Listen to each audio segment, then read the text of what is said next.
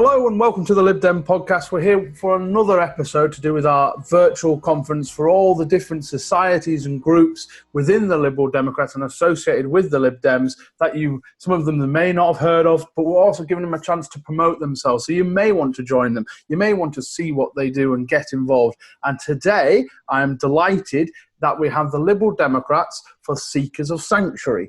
And down the Zoom line, so to speak, we have Suzanne Fletcher. How are you doing, Suzanne? Hello, we're fine, thanks. And Suzanne, now you deal with external kind of relations and comms for LD for SOS. Is that correct? That's right, that's me. Yeah, and you can follow everything to do with the Seekers of Sanctuary group. They have a Facebook page, they have a website. You can follow them on Twitter at LD4SOS. And if you want to ask them any questions, please do so. If you want to get in touch via the Lib Dem Pod, you can. We are on Twitter, Instagram, and Facebook at LibDem Pod. So, I mean, first question, obviously, Suzanne, is tell us what you're about. What is the goal of your group? Well, we're standing up for those who are seeking sanctuary in the UK. And so that's asylum seekers and people who are here as refugees. Also, to some extent, the people that are on their way here, but we're very focused on what happens here in the UK. And we just feel so strongly that people, when they're here, need to be treated with dignity, with compassion, and with justice. And I suppose it goes to the phrase, you can judge a society by how they treat those who are least fortunate. And, you know, when people are coming here looking for sanctuary from wherever they've come from and for what they've gone through, surely there's no greater test of our liberal values in Britain. Well, exactly. And it's something that affects everybody when they know any asylum seekers or the good Liberal Democrats that, as you say, really care with how we treat people in our society. And very much so for people who are seeking asylm. We're there for people who have no voice. So within the actual Lib Dems, what is your group trying to push? What is the main policy movement you would like to see the Lib Dems adopt? Well, we've done a lot of work over the past few years on our policies, policy motions that have come through one way or another through conference. We've been two big policy motions and some smaller ones. So we've actually got some really good policies on the current issues, particularly things like immigration detention, the right to work, issues like that. I think our big thing now is making sure that those policies are actually used. And it can be from our members. You can get all of our sheets on our website, but our parliamentarians, everybody that's working in the political field to actually use and push the really good policies that we've already got and obviously continually developing. Like last year, we did a new paper on LGBT plus and asylum seekers. So we're continually developing our policies. So, I mean, are there any, for people who aren't familiar, there might be listeners there who don't know particularly what Lib Dem policy is over the years or what decisions Lib Dems have made in regards to this. What are the key fundamental policies that make up the Lib Dem Manifesto in regards to helping asylum seekers and people who need sanctuary? Yes. Well, that's all the leaflets that we've got and summed up in the manifesto. It's mainly about immigration detention, needing to see an end to indefinite detention is one of our big pushes. The right to work. People might not know that asylum seekers have no right to work. And in our current situation, that's absolutely crucial. We've got people here who are medically trained and aren't allowed to work, absolutely desperate to do that.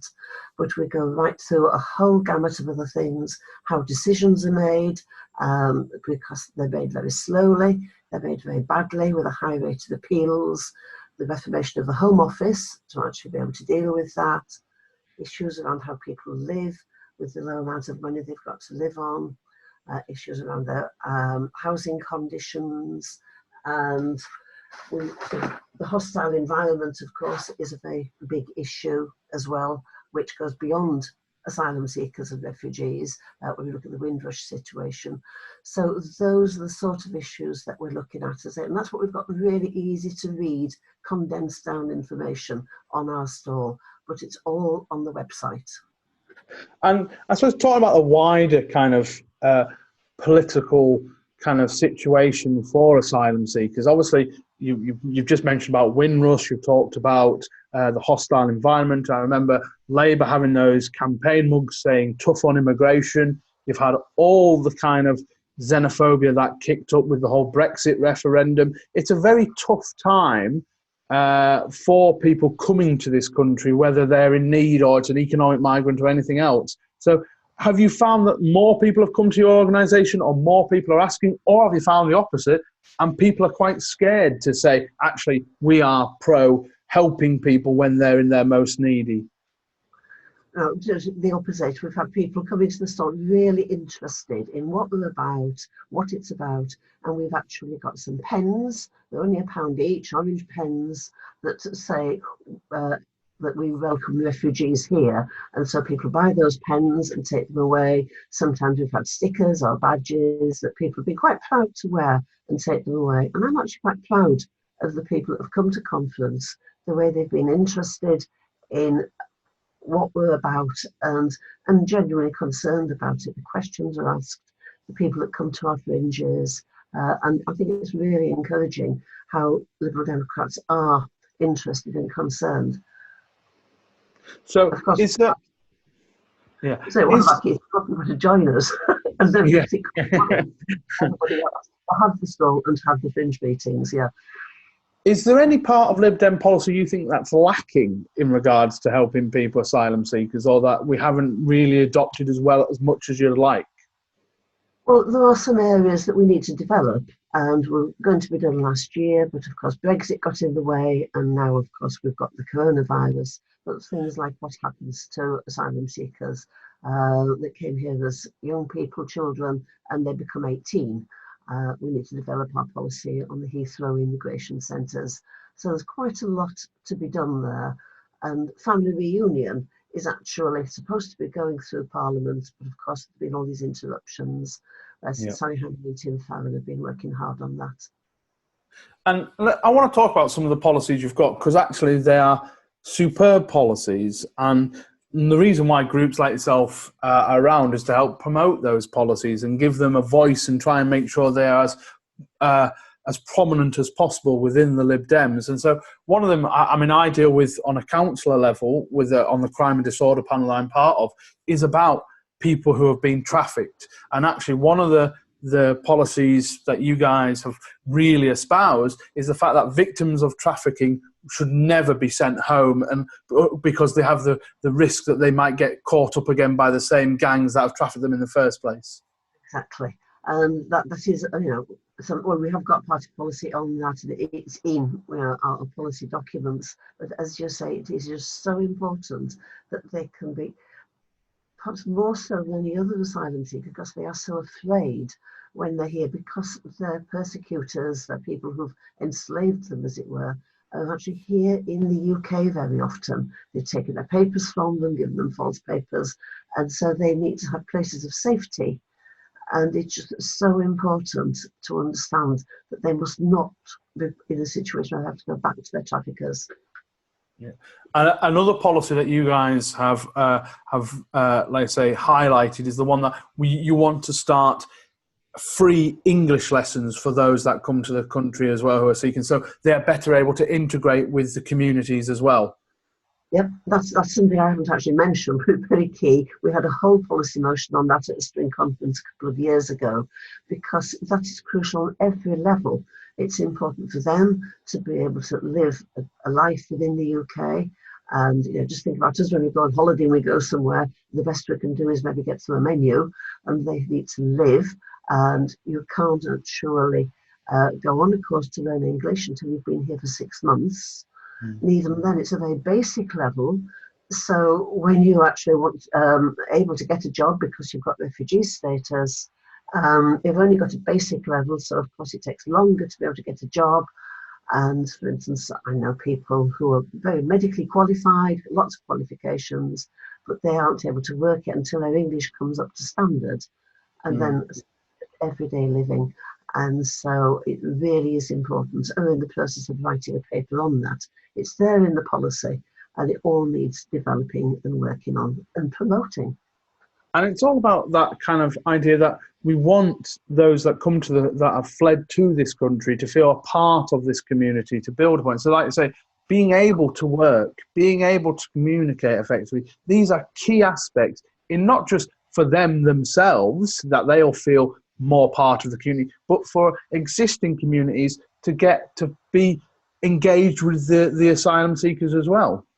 Well, indeed, and it's what they really want to do. They want to be part of our communities. They want to be able to contribute. They want to be able to volunteer. They want to know their neighbours. They want to be able to sort of, say, talk to other parents at the school. Children pick things up very quickly at the schools, but as we all know, parents need to be able to talk to the school about any issues at home, anything that comes up, and that's very central to how you make somebody welcome. They can't be part of your community if they can't even talk to you.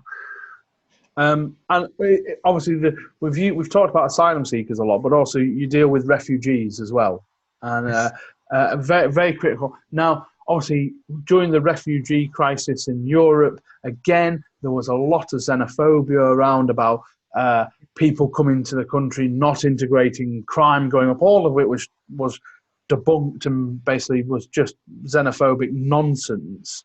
But again, what are your plans regarding kind of refugees and making that, and what do you think Britain should be doing better?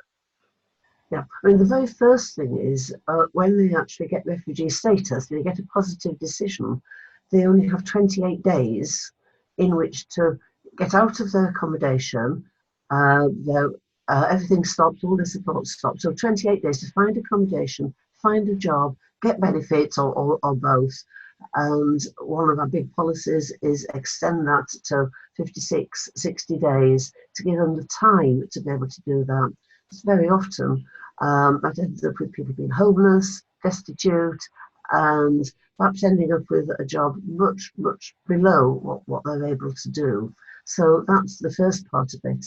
And I think the thing about people being accepted in our society, that's when we make a really big push about 20 top facts. And now let's get the names right.